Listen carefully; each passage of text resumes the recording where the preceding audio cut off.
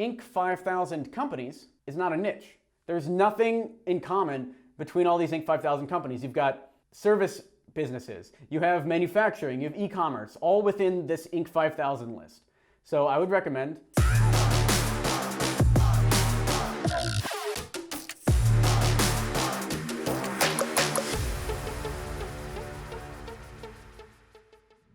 This video is brought to you by Email 10K.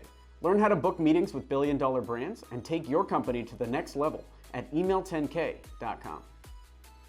Recently, we sent the following question out to our audience. We asked, what are you struggling with right now when it comes to your business? And you guys are amazing. You got back, you gave some pretty good responses. And in today's video, I want to go through what you guys said and see if I can offer any advice, any help to help you with the biggest things that you're struggling with. And if you're struggling with similar, these are all pretty common business issues, so you're gonna get value as well.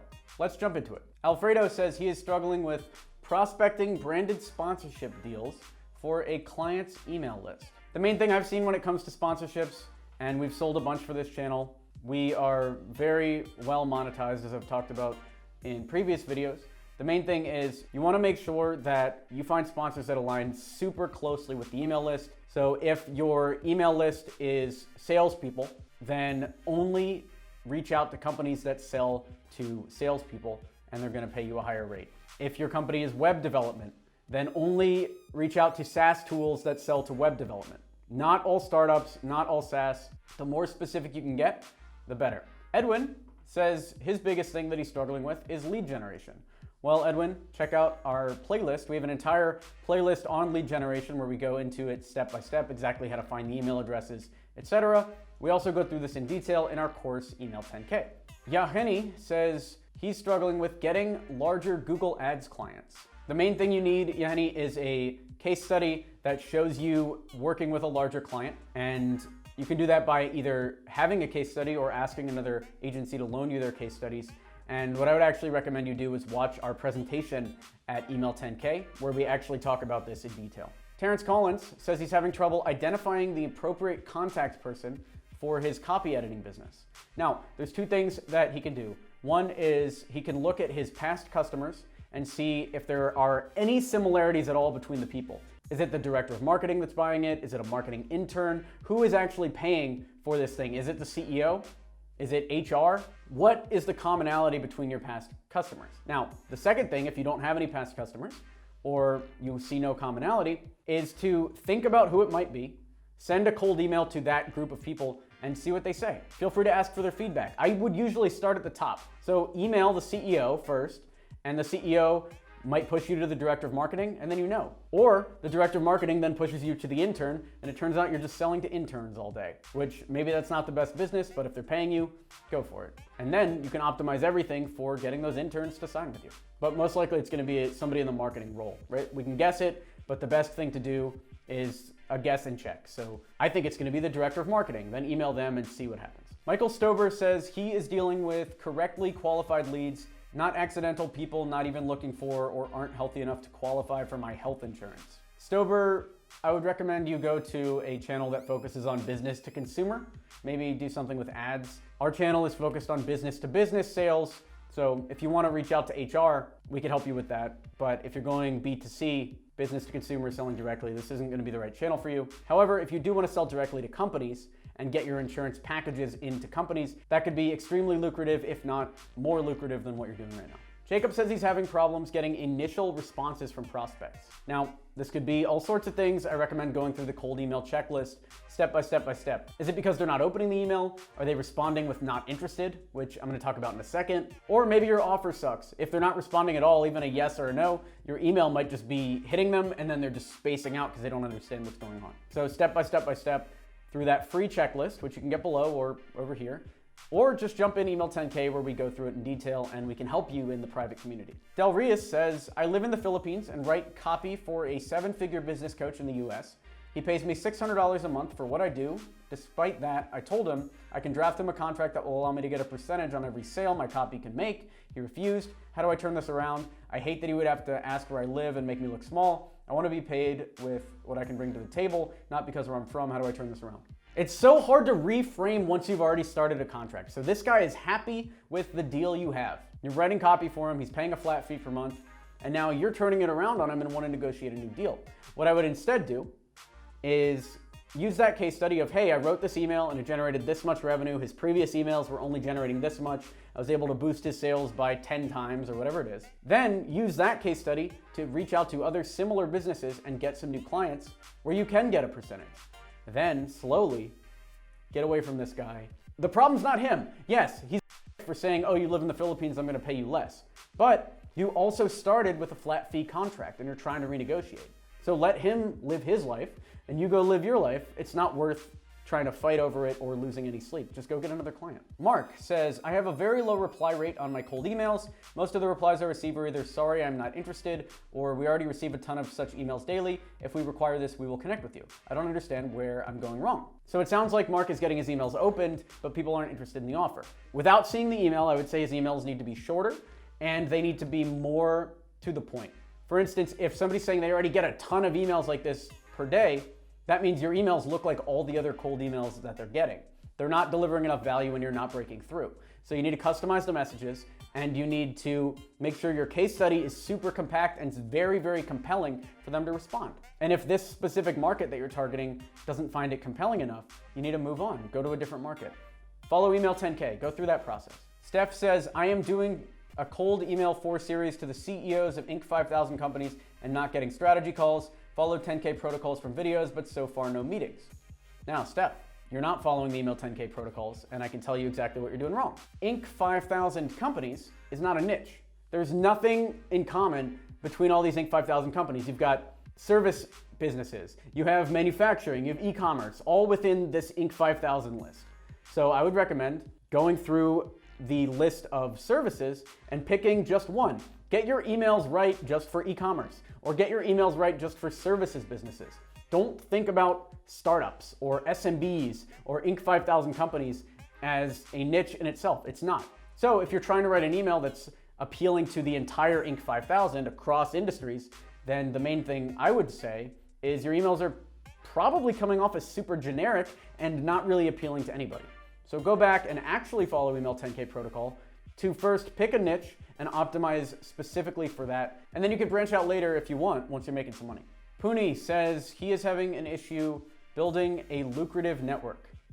Networking. I used to be a pretty big fan. I would go to meetups all the time in New York City and just try to meet everyone. Nothing really happened from general meet and greets. So Puni, if you're going out and you're saying you want to build a lucrative network, I would instead pivot you and ask you to please set a goal. Is your network because you want to get a job? In which case, you're going to be looking at a certain group of people. Is your network because you want to start a business? Then you're going to be doing something totally different. So instead of thinking about networks and finding a mentor, instead set a goal of something you want to do in the next 5 to 10 years, and then take the steps of doing that thing. If you want to start a business, then finding customers will be one of the main priorities. And so you're going to be networking with those customers.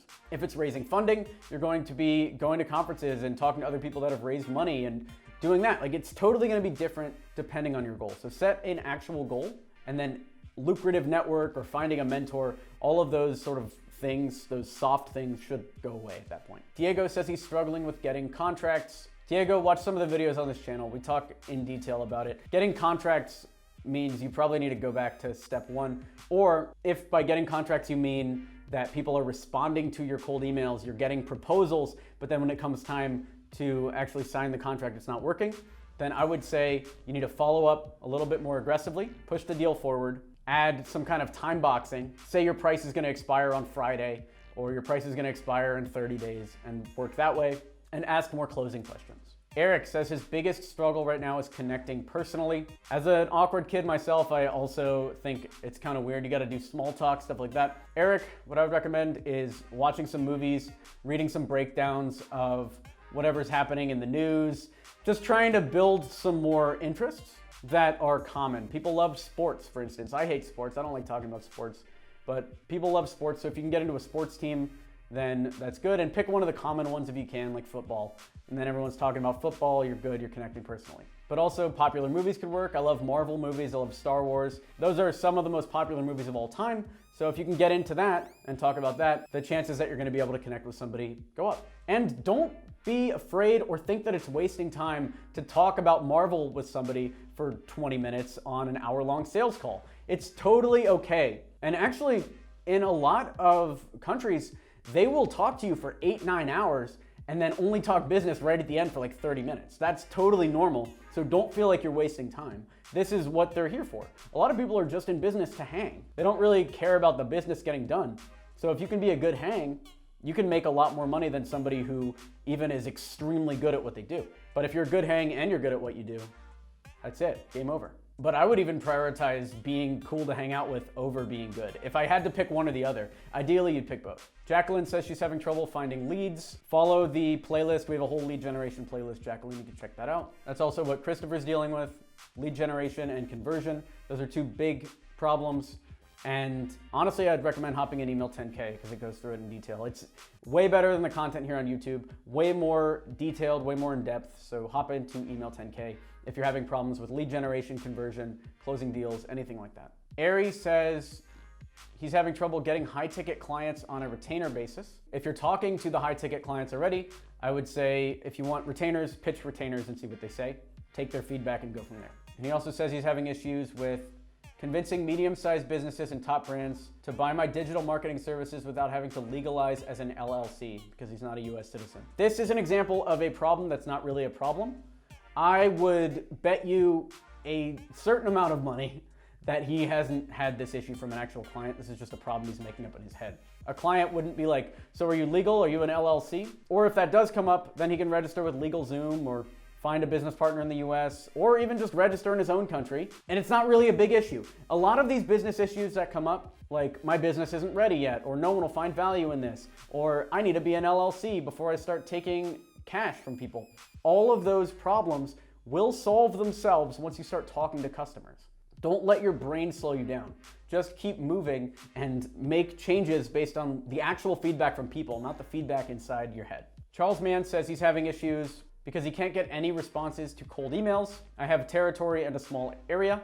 Charles, I'd say this totally depends on what you're selling, but if you have a territory and a small area, you actually have a gigantic opportunity for account-based marketing. If it's a small area, I would think about how a company like Samuel Adams got started. I remember reading this guy's book a long time ago, the founder of Samuel Adams, and he also had a small area where he was in Boston and he basically had a list of 100 breweries circled. And he said his goal was to get Samuel Adams into all 100 of those breweries. And Charles, you've got an opportunity to do similar.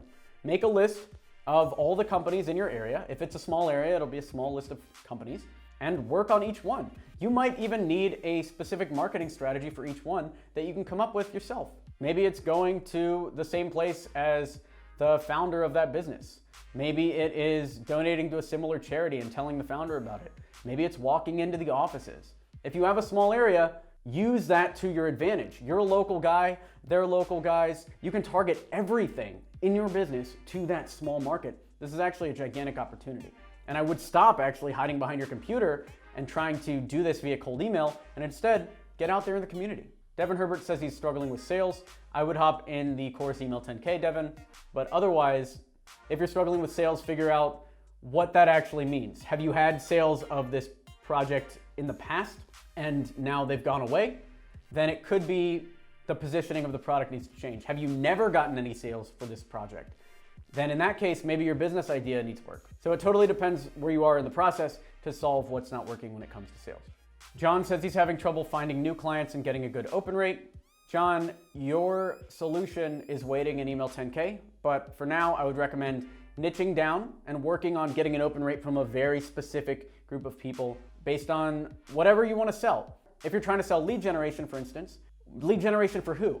Start with the type of business that you're trying to work with, and then optimize all your messaging and only work on trying to get through to that one group of people. Ziki Ruhali Waliu says he's financially handicapped. So I would recommend either getting a better job, or if you can't get a better job, reaching out to some companies in America. You're financially handicapped. It does not cost any money to send some emails. You've sent this response, so you're obviously connected to the internet. Start selling. If you've got way more time than money and you're financially handicapped, go make some money. Sell to the US. It doesn't matter. Everyone's got PayPal. Everyone's got Stripe. Go knock it out, man. Go make some money. Ziki Ruhali Waliyu, if you're in Africa, which you might be, we've got a lot of viewers that are in African countries, sell to the United States, sell to Europe, and you can get a contract that will pay you more in a month than you are making in a year, at least based on what I've seen. My co-founder is in Romania, which is not in Africa, but the top salary for an engineer in Romania is $1,200. My co-founder makes way, way more than that because he's not selling to Romania. He's selling outside his country. So you do similar and you'll get similar results. This video is brought to you by Email 10K. If you want high-paying clients without spending money on paid ads, you might want to watch this. I'm Alex Berman, and I've been able to grow a services business by over $1 million in revenue and get to work with billion-dollar customers.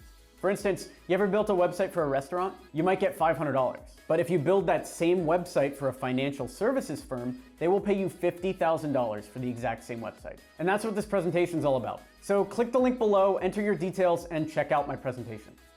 It's already helped hundreds of business owners and even complete beginners. So again, make sure you click the link below and let me help you get started. And that's that. Do you have any other questions about business, sales, cold email, growing your company, or just an answer to the question, what are you struggling with at the moment? Let me know down in the comments and maybe we'll do another video like this. Smash that like button to encourage this type of content, and also it really helps the YouTube algorithm. Subscribe to this channel for more videos like this. We do videos 3 times a week all about sales, entrepreneurship, and improving your company. Thanks for watching. I'm Alex Berman.